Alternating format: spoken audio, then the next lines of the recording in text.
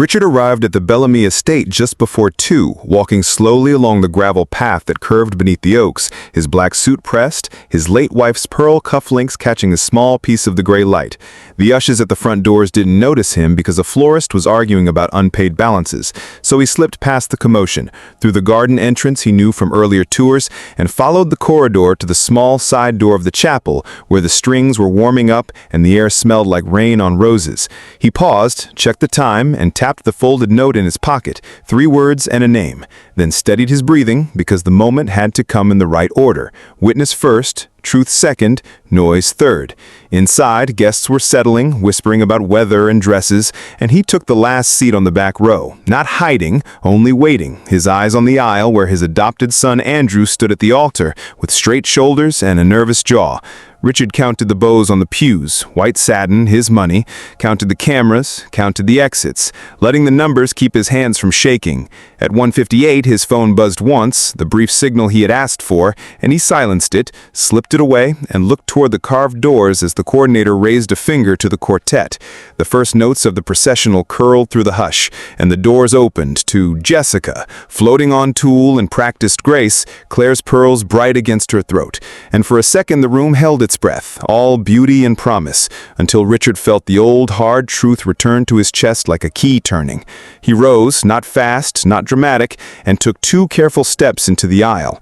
Her eyes flicked to him and sharpened, but her smile stayed on, trained for pictures. Then the voice came, clear and sharp enough to cut ribbon. "What are you even doing here? You were uninvited yesterday." Head swung. The quartet stumbled. Andrew turned, confusion crowding out joy. Richard did not raise his voice. He didn't need to. He simply answered in the even tone he used all his life when work went wrong and people were watching. "I'm leaving," he said, "but first meet my special guest, an old friend of yours." He stepped aside, and the man at the threshold, tired suit, steady eyes, walked in with purpose, not speed, holding a flat folder against his ribs. The bride's lips parted around a name she didn't finish, color draining so fast it looked like a trick of the chapel lights. Her bouquet slipped, the stems knocking the marble with a dry, hard sound. She swayed once, twice, then folded to the floor in a soft, helpless surrender of silken pins, while the guests gasped and rose, phones lifting, whispers rising like insects at dusk. Andrew moved on instinct, half turning toward her, half looking to Richard for an explanation he did not yet want. The minister took 1 step forward and stopped because this was not in any book he had studied. Richard did not move closer, didn't touch the bride, didn't touch his son, only let the moment settle because truth needs silence to be heard. The old friend reached the front pew and stopped as well, waiting for someone, anyone, to say the first true sentence of the afternoon. A scanner of unpaid voices from the vestibule pressed at the doors. "We still need the card on file," a man insisted, and the sound added its small, sharp edge to the room. Rain ticked against the high windows, and the pearls at the bride's throat were the only bright thing that did not move. In that suspended beat, Richard felt the weight of everything he had done to arrive here, every call, every quiet yes, every careful step, and he kept his eyes on his son because the next words were not for strangers, not for cameras, not for pity. They were for Andrew, the boy who had once taken his hand at age 5 and called him Dad, the man who would now decide whether to trust what he had seen or what he had been told. 6 months earlier, Richard met Jessica on a Sunday dinner that smelled of rosemary chicken and fresh bread. The kind of simple food he cooked when he wanted his adopted son Andrew to stay a little longer. She arrived with a careful smile, a small gift bag of candles, and a story that moved like water. Ohio childhood, then maybe Oregon, sometimes a grandmother in Florida, always a reason details didn't match. She said she was a pediatric nurse, volunteered at an animal shelter, and wanted 2 children as soon as possible, which made Andrew's eyes light the way they used to when he was 5 and first let Richard be his dad. Richard noted small things without pushing, how she always paid cash, how she dodged talk of credit or taxes, how she once called a nebulizer a misty mask and later corrected herself, how she claimed night shifts yet posted sunrise photos from a beach 30 miles away. The wedding plans gathered speed anyway, because love moves faster than caution. Deposits stacked up. Venue at the Bellamy estate, photographer, caterer, a $12,000 gown that needed just one more fitting.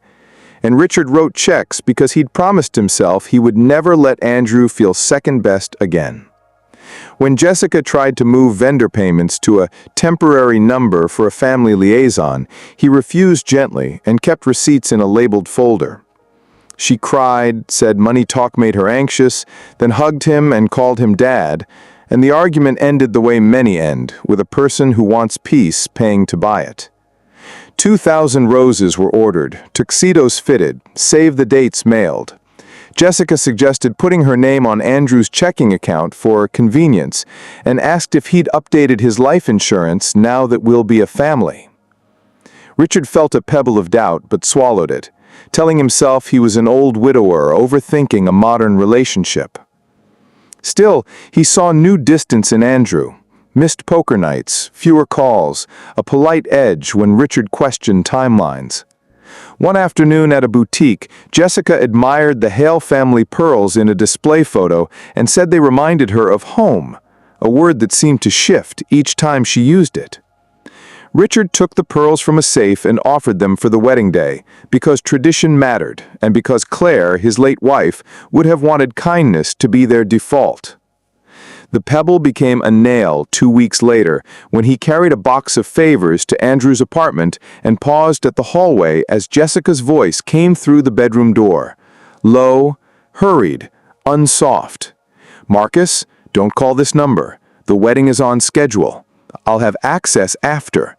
We said 30%, she whispered, then added, "The old man already gave over 40 grand, and laughed in a way Richard had never heard at his table. He didn't knock. He backed away, set the box down by the elevator, and walked to his car with his breath clipped short, keys cold in his palm. He sat there with the engine off, counting to 50 the way he'd learned during Claire's chemo when panic needed a leash, and understood that suspicion wasn't enough. Andrew would need proof that could stand up to love and lies, and Richard would have to find it before vows turned a con into a claim. Richard did not sleep that night. He brewed tea, lined up receipts, and at dawn typed Charleston Private Investigator Fraud into his laptop, choosing the one with a straight talk website and a retired detective bio, Patricia Hayes. They met that morning at a small cafe that smelled like scorched espresso, and Richard slid a neat stack of photocopies across the table.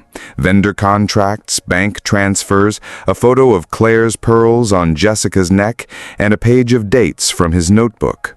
He told the bedroom phone story in plain words, no drama, and Patricia listened without interrupting, only asking 3 short questions at the end.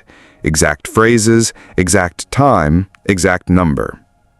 "What you've described is a romance con with a wedding hook," she said, tapping the folder. "They isolate, accelerate, and legalize access.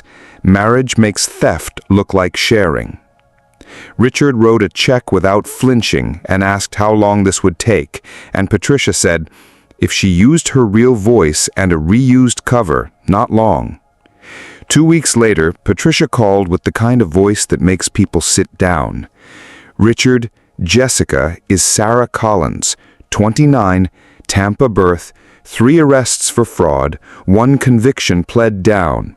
She rotates identities built from public records and social photos, does light volunteering at clinics to prop the nurse story, and runs with a small pool of partners.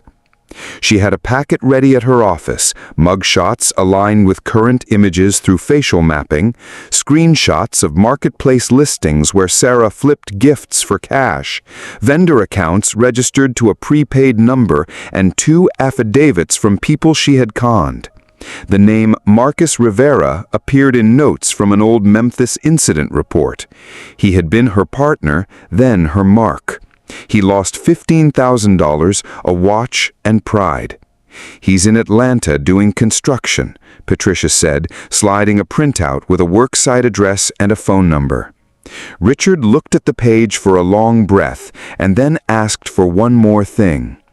"If I can bring him to the wedding without a scene until the right moment, will you notify the right people in case she runs?" Patricia nodded. "I'll make a courtesy call to a contact. Don't promise an arrest, promise the truth." Richard dialed Marcus at lunch the next day. The man answered wary, voice sandpapered by work and time. Richard stated his name, his son's name, and Sarah's new name without accusation, then recited the one line Marcus would recognize. She said the old man already gave 40 grand. Silence stretched, then a bitter exhale. "What do you want?" Marcus asked. "To stop her before vows make it harder," Richard said. "No shouting, no touching, only facts. You walk in when I signal, say her real name, and show what you have. I'll stand there and take the blame." Marcus asked what was in it for him. Richard said not money, closure, and offered gas anyway. Marcus refused the cash but agreed to the plan. They chose a time, a door, and a single-word text, "Now," to start. After the call, Richard went to Patricia's office, signed a brief statement, and put the packet in his coat. Arrest history, photos, timelines, the vendor liaison number that never answered, and a short list of questions to anchor Andrew if he tried to defend what he wanted to believe. Patricia's last advice was simple: keep it calm, keep it public, and keep your son in your eyeline. Richard nodded, thanked her, and walked out into the heat with the feeling that comes before a storm. Not fear, not anger, only purpose. 3 days before the wedding, Richard sat at his kitchen table with Patricia's packet on the left, a legal pad in the middle, and a list of vendors on the right. He started with the venue. "Bellamy Estate, this is Richard Hale, father of the groom," he said when the coordinator answered. His voice was warm, not excited, not worried.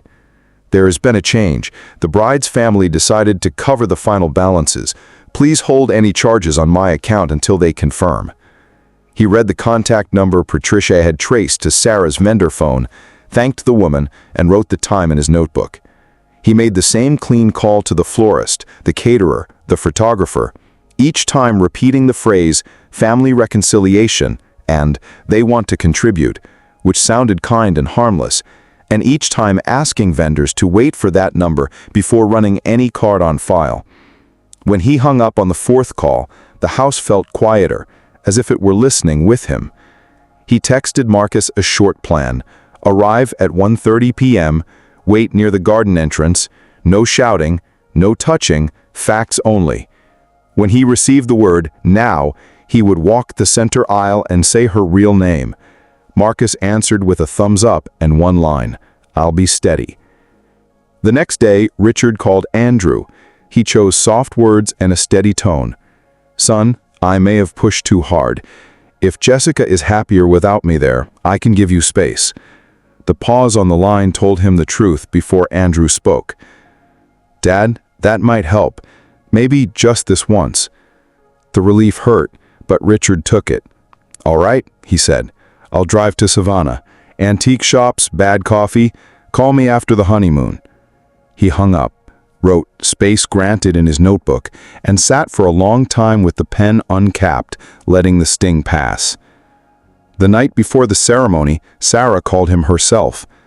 "Mr. Hale, thank you for understanding," she said, voice syrup smooth. "I'd love lunch after we're back." He pictured the pearls at her throat and answered, "Of course, safe travels," then set the phone down and washed his hands as if he could scrub the lie off his skin. He checked his coat, copies of the arrest log, the Memphis incident report with Marcus's name, stills of Sarah under different aliases, and the short list of questions he would hand Andrew if the rune turned against the truth. He put a spare packet in the glove box and another under the floor mat by his front door. Old habits. Backups save people. Wedding morning broke gray with a light drizzle. Richard dressed in a black suit and Claire's pearl cufflinks. At 9:02 a.m., Marcus called from a gas station outside Charleston. "On schedule," he said. "No hero moves," Richard reminded him. "Only facts." At 11:07, the first vendor called, then another, polite urgency about unpaid balances and a number that never answered. Richard let each call go to voicemail. Proof has a sound, and panic recorded itself clearly. At 12:16, Andrew rang. "Dad, vendors are saying Jessica's family took over payments. She denies it. Did you?" Richard kept his tone even. "These things happen with big events. Focus on your vows." He ended the call, set the phone face down, and breathed slow. At 12:45, he wrote the last line in his notebook, "Truth first." He slipped the phone in his inside pocket, checked the single-word text he would send, and picked up his keys. By 1:10 p.m., he was in the car, wipers ticking a quiet metronome. By 1:25 p.m., he was parking 2 blocks from the estate, packet against his ribs, plan set, hands steady. By 1:30 p.m., he was at the garden gate, the rain easing to a mist, ready to give the word that would stop the wedding. Marcus walked down the center aisle with slow, steady steps, a worn suit jacket pulled close against his chest where the flat folder rested. And the chapel shifted around him as people stood without meaning to, phones lifting, the quartet falling silent mid-note. Richard did not move from the back because the plan required a clear line for the truth to travel. And Andrew, still at the altar, took one small step toward his bride, confusion fixed on his face like a mask he couldn't remove. "Sarah Collins," Marcus said in a clear voice that carried to the last pew, "did you think I wouldn't find you?" The name hung in the air like a bell, and Jessica's practiced smile broke at the edges. She tried to answer but only managed, "You've mistaken me," before Marcus opened the folder and held up a photo, then another. Hotel lobby security stills, a charity table with a donation jar, a cropped image of her leaving a hallway with a man's watch in her hand, each printed on plain paper, each date stamped. The minister took one step back, the coordinator 2 steps forward, then stopped when Marcus spoke again. "Your real name is Sarah Collins. We worked together. You took $15,000 from me and disappeared." Andrew looked from the papers to his fiancée and said, very softly, "Jess?" She shook her head quickly. "He's lying. I don't know him." Marcus did not argue. He tapped his phone and the recording started, thin but clear, her voice saying, 30%. The old man gave 40 grand. After the wedding, I'll have access. And the room changed the way rooms do when everyone hears the same thing at the same time. Andrew's mouth opened and closed, then he looked past Sarah down the long aisle as if he could see all the nights and dinners that had led here and find a different turn. Richard stayed still, hands folded, eyes only on his son. Sarah tried to pivot to tears. "People can change," she said, reaching for Andrew's arm, but he drew back like a man who has touched an unmarked wire. Marcus added one short line. 6 months, then new city, same play. And that simple pattern was the heaviest thing in the chapel. A vendor's voice bled in from the vestibule. "We still need the card on file." And it landed like proof that the world outside the story was knocking to be counted. Sarah's hand went to the pearls at her throat without thinking, and Andrew watched the movement with a look Richard had seen only once before, at Claire's funeral, when grief and clarity stood together. "Is any of this true?" Andrew asked, voice level, like he was afraid to break it.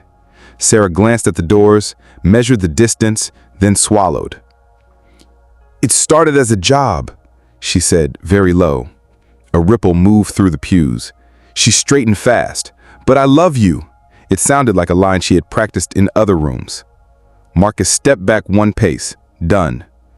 The silence felt wide.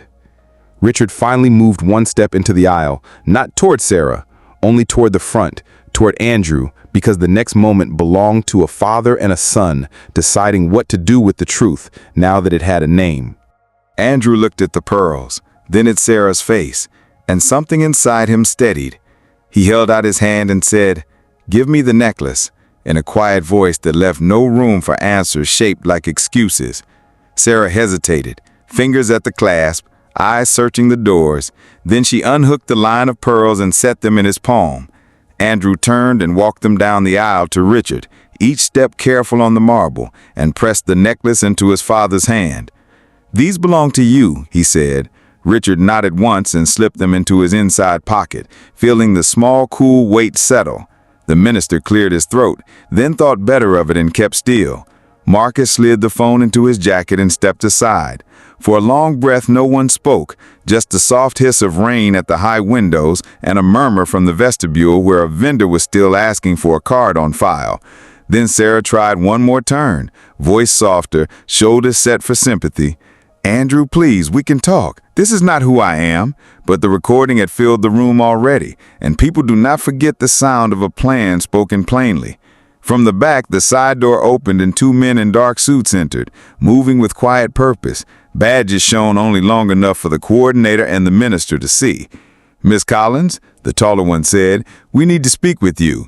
And when she answered, "You've made a mistake," he replied, "We'll do this calmly," and explained why they were there. Identity fraud, false documents, ongoing investigations tied to the prepaid number Patricia had flagged. The sight of the badges removed the last doubts that still hovered in the pews. Sarah looked once at Andrew, once at Richard, then back at the agents. "I need my lawyer," she said. "You're free to call one," the agent answered, and offered to walk with her outside. She tried to pass Marcus without meeting his eyes, but he did not move and she had to angle wide. Guests stood as she went by, some in shock, some holding phones low, unsure where respect ended and record began. The agents did not put cuffs on her in the chapel, only guided her out with steady hands and short sentences. When the doors closed, a thin quiet settled, and everyone seemed to remember they were in church clothes and didn't know what to do with their hands. Andrew looked at the altar flowers, then at the rows of faces, then at Richard. He took a breath and faced the guests. "I'm sorry," he said, voice steady. "The wedding will not happen today." A few chairs scraped. He added, "The reception is paid for. If you wish to stay for a meal, please do. If you need to go, thank you for coming." And that gave the room a direction. The quartet lowered their instruments, then found a slow tune that did not sound like walking down an aisle. The coordinator started moving, speaking softly to staff. Richard walked up the aisle to his son and stood beside him without touching him, because the choice to be touched should be his. "We'll handle the questions one at a time," Richard said. Andrew nodded, jaw tight, eyes clear. The marble looked the same as before, but the day had changed shape, and the two of them stood in that new shape together. The reception that wasn't a wedding began with small, uncertain movements. The bartender rolling up the metal shutters, a server straightening plates, the quartet quietly shifting to a slow tune that sounded like rain. Guests drifted from the chapel into the ballroom in clusters, speaking in low voices, some glancing at the doors as if the agents might return, others already checking their phones, where the news was spreading in short messages and shaky videos. Richard stood just inside the entrance, letting people pass, giving nods, answering soft questions with soft answers. Yes, she used another name. Yes, Andrew is all right. No, we didn't know until recently. And he felt the pearls in his inside pocket like a steadying stone. The coordinator approached and asked if they should serve dinner, and Richard said yes, keep the staff moving, keep the room from freezing into one long stare. Andrew joined him, and together they made a slow circle of thanks and apologies, the way you might move through a storm-damaged house, checking for what could be saved. At the dessert table, Marcus found Richard and offered his hand. "You gave me a clean way to end it," he said, and Richard answered that Marcus had given Andrew a clean way to begin again. They didn't talk about money, only about routes home and the simple rules for the rest of the day. No shouting, no interviews, no new promises. When Marcus left, Richard watched him cross the gravel through the window, shoulders level, and felt a piece of the day slide into place. Mrs. Henderson from next door stopped Richard by the coffee urn and called him steadier than a lighthouse, then whispered that she had never trusted Jessica. And Richard only smiled because there was nothing to win in being right after the fact. His phone buzzed with a text from Patricia.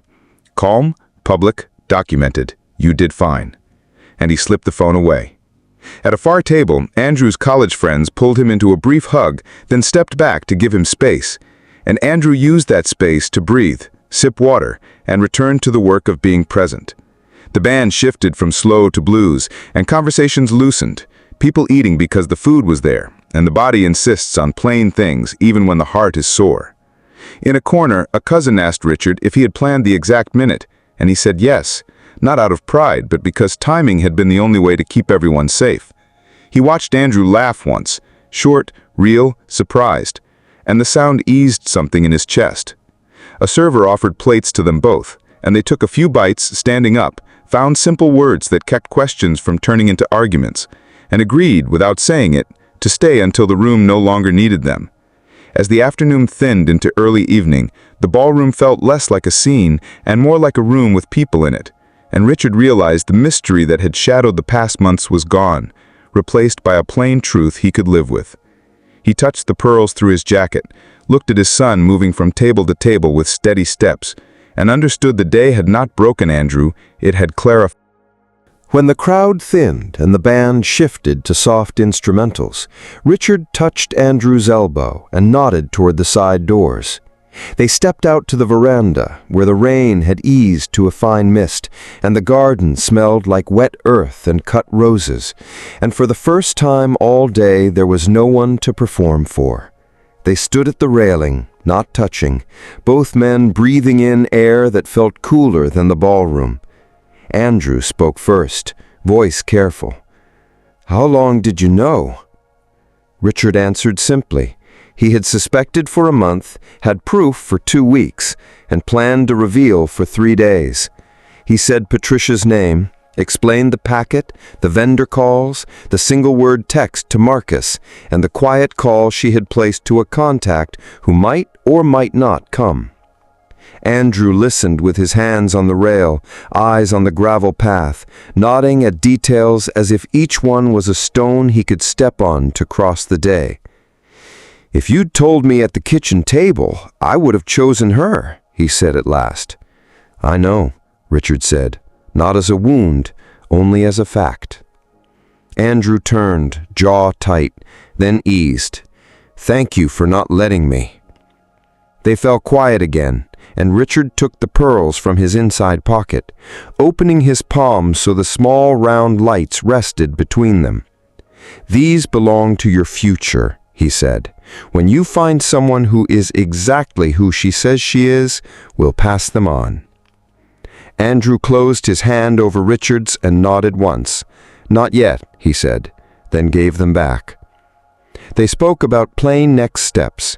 Cancel the license on Monday, call the bank to remove her access, change passwords, send copies of the packet to his attorney, answer police questions if asked, and take a week off work even if pride argued against it. Richard suggested one more thing, talking to someone who could help sort feeling from shock, and Andrew surprised himself by agreeing. A golf cart hummed in the distance. Inside, a cheer rose and fell at the bar, and life announced it would go on whether they were ready or not. Andrew's phone buzzed with messages he didn't read. "We should go in," he said. "People will worry." "They will even if you go in," Richard answered, smiling a little. "But let's give them fewer reasons." They returned through the side doors, found the coordinator, set a plan to box dinners for those leaving and coffee for those staying, and then moved from table to table together, their answers simple, their pace slow enough to make room for real goodbyes. When the last guests left and staff began stacking chairs, Andrew helped a server carry centerpieces to the staging room and came back with a small smile that looked like the first step of a long walk. At the exit, he hugged his father hard, not like a child, not like a man trying to be brave, just as a son who knew where safety lived. "Come over tomorrow," Andrew said. "I'll make breakfast." "I'll bring the newspaper," Richard said. He walked out into the damp evening with steady steps, the pearls warm in his pocket, and the sense that something had been saved without needing to be named. His son's future, maybe, or just the part of it that knows the shape of truth when it finally arrives.